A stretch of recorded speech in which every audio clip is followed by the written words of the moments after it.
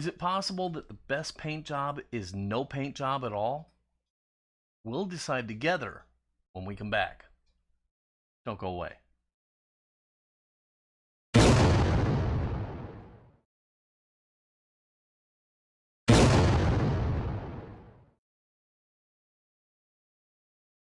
Hello friends and welcome to Fat Guy Productions. I am Paul, coming to you as always from beautiful Las Vegas, Nevada.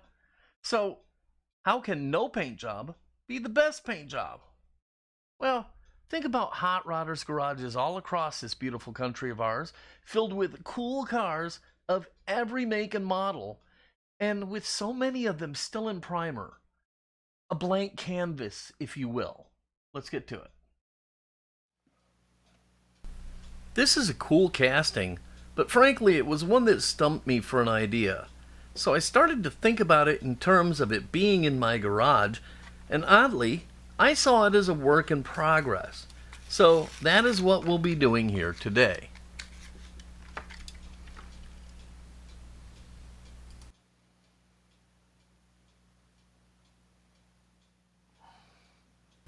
You know the drill. Yeah, pun intended, yes. As I drill this car apart, and I don't know about anybody else, I hate taking plastic-based cars apart. It's always a hassle.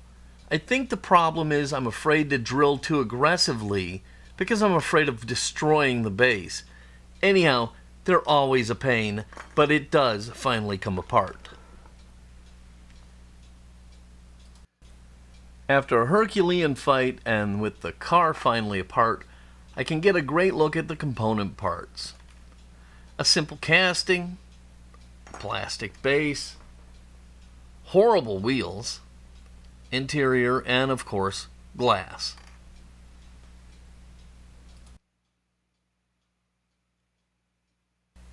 I'm not sure why it is that everything these days is slammed, with flat, featureless wheels, no rake, and a million miles away from what I think of when I think of a hot rod. So, for this build, I need to fix all of those things.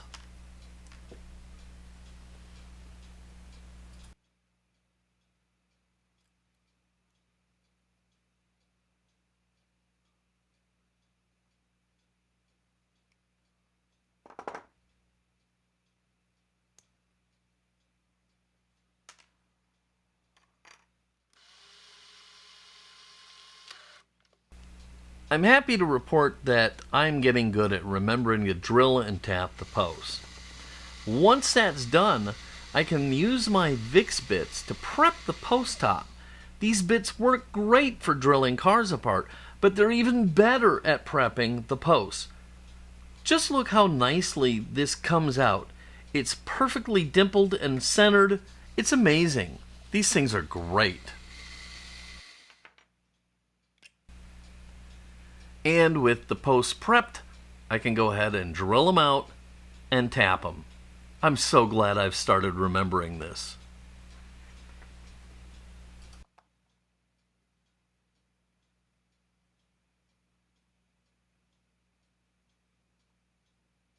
With everything prepped, I can drop the casting into the warm liquid goo.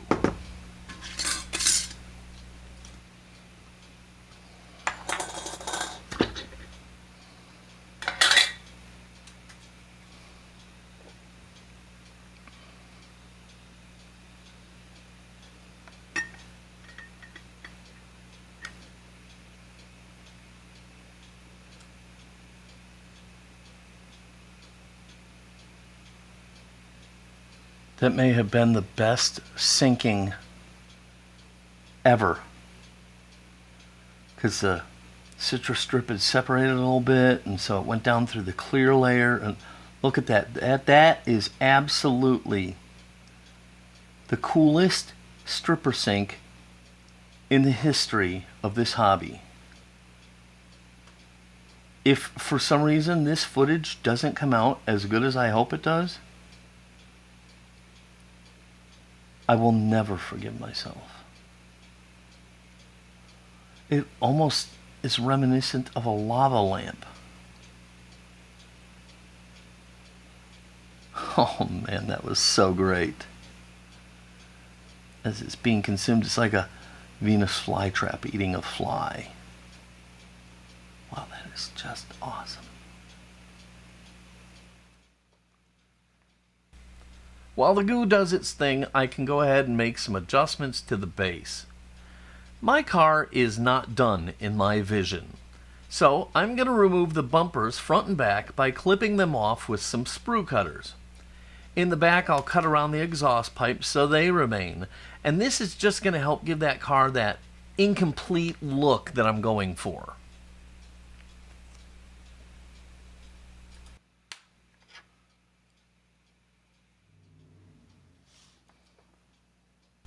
The body's been in the goo for some time now, so we can go ahead and pull it out and run it to the sink for a quick wash.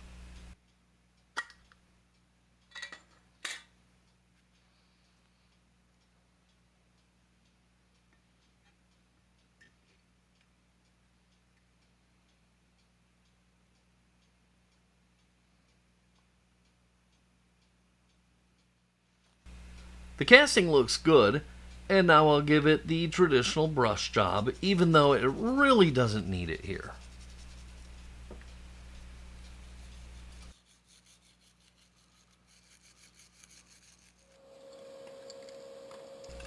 I'll run the body over to the paint booth, and I will just hit it up with some Tamiya Fine Primer, and believe it or not, that's all.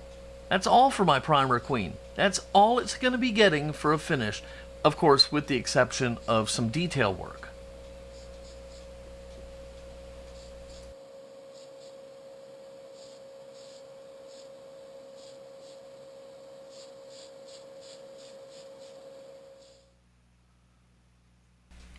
With my primer finished dry, I'm going to mask off the hood and I'm going to paint it flat black.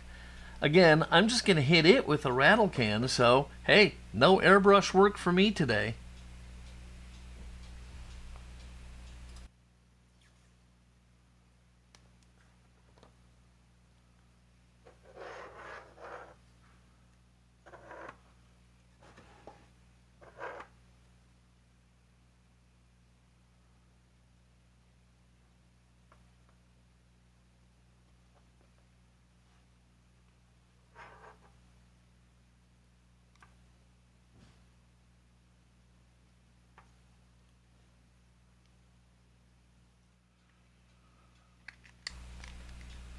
After the rattle can paint is kind of tacky, I can go ahead and peel the mask off, and everything is looking just how I see it in my mind thus far.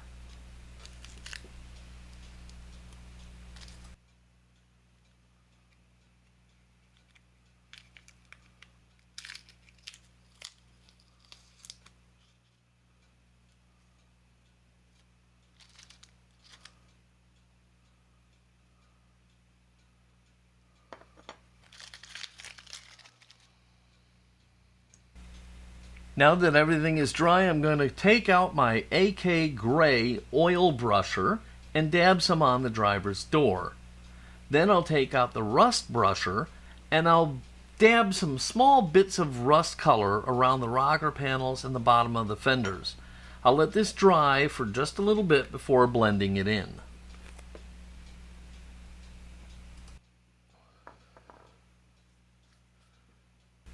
What is an oil brusher?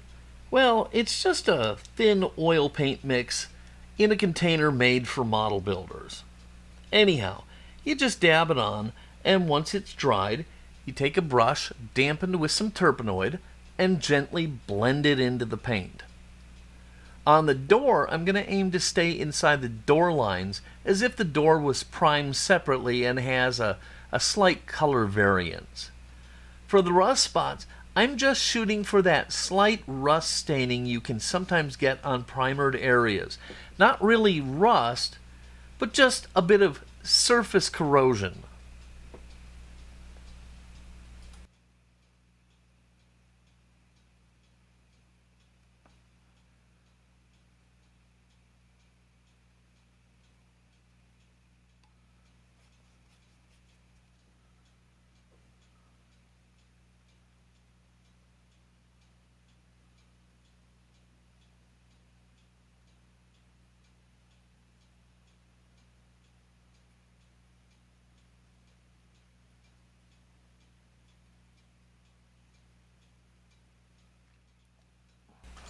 Now it's time for some detail painting.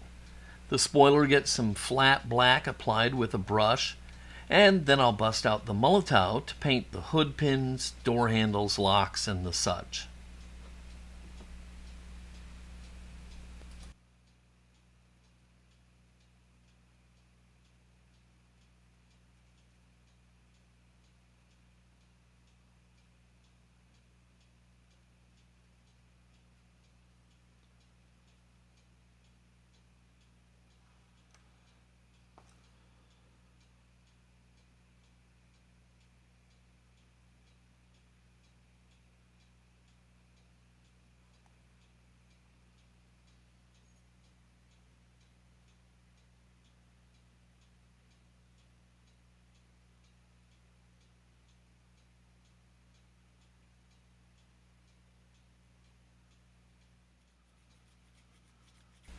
For the stance, I'll be simply putting new wheels in the front axle spots, but in the back, I'll be cutting an axle tube and applying it to the bottom of the base to put the rump up in the air where it belongs. Nothing slammed in my garage. No, sir.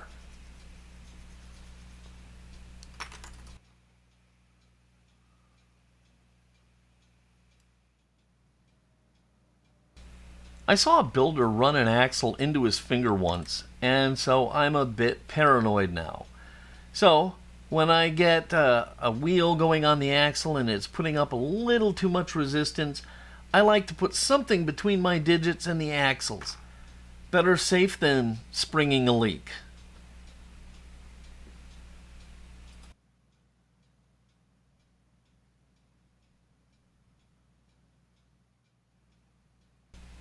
On the interior, I simply painted it black, as I did around the rear taillights, and on the front grille, I painted that with the chrome Molotow.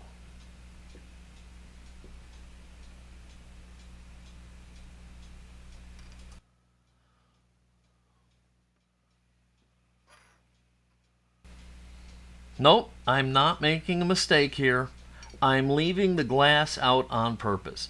It just isn't time to install it in my build.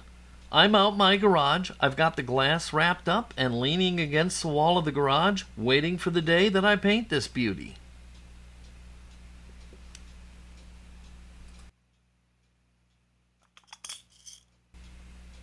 Anyhow, I'm now at the point where I can button this fantasy car up.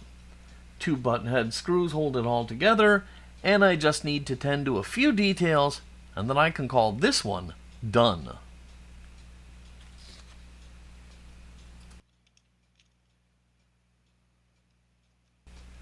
I paint in the voids in the front and back where the bumpers would be, and I also paint the base black.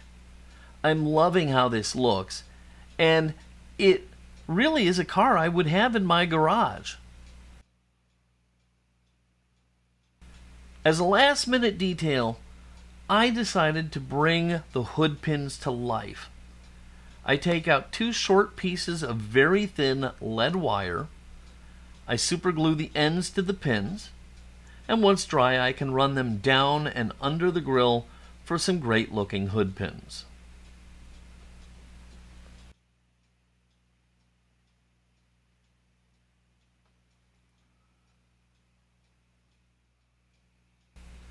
With that final touch, I can call this one done, for now. Someday, like the cars in so many garages, maybe this one evolves and gets a paint job. You just never know.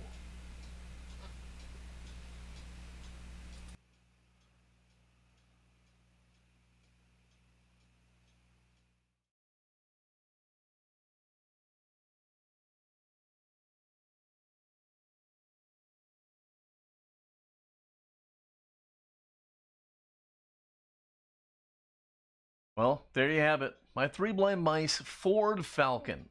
I had a lot of fun with this, and it was nice to try something a bit different. I hope you loved it too.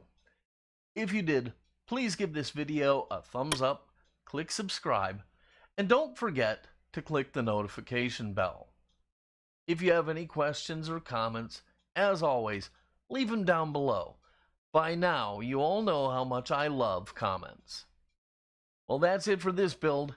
Next up for the mice is the Paint It Pink Challenge. If you want to build with us, just drop us a line at threeblindmicediecast@gmail.com so we know to include you in the promotions and the wrap-up video.